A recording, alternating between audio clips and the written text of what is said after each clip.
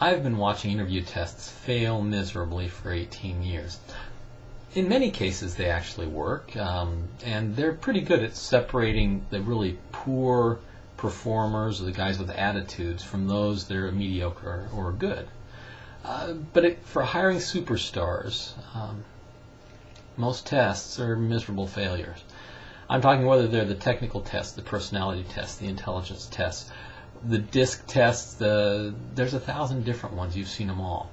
And most of the reason that the tests fail is because people are looking for the wrong person. To be real honest, a lot of times people bring in tests because they've already proven that they are poor at hiring, or that there are people in their organization who don't know how to hire well. Well, the way to fix that is not through technology. The way to fix that is through helping people to better understand what particular errors that one person is making in hiring. I do that. I'm in addition to being a headhunter, I'm a recruiter. I'm Brian Dilts. But the real thing that you need to do is to first make sure that the person you're looking for is the person the test is going to find. Let me give you an example. I have one company I worked with out in California that was looking for salespeople for some very high-tech financial software.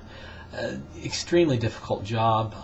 The guy who was doing the hiring was actually very good at hiring, but he was very, very slow at hiring. He needed to ramp up fast, but he believed in this test. And he had people take this hour-long test about what your sales ability would be, but what your personality was, and all that kind of stuff. And then if you didn't hit precisely on the coordinates he wanted to on the 10 different parts of the test, the interview was over.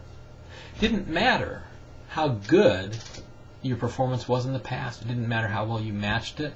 Didn't matter how well you could do other things. Now, luckily, this guy actually did do a fairly good job of hiring and a wonderful job of training, and he hired exceptionally. But when he needed 8 salespeople next month, it took him a year to get them, and he had to leave the company because he burned through hundreds of salespeople, many of which were exceptional, and wouldn't hire them. Now, what he was looking for was a very precise fit in a very sloppy world.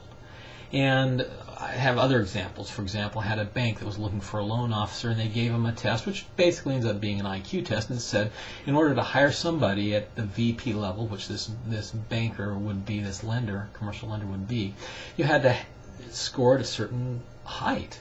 Well, this banker had been exceptional.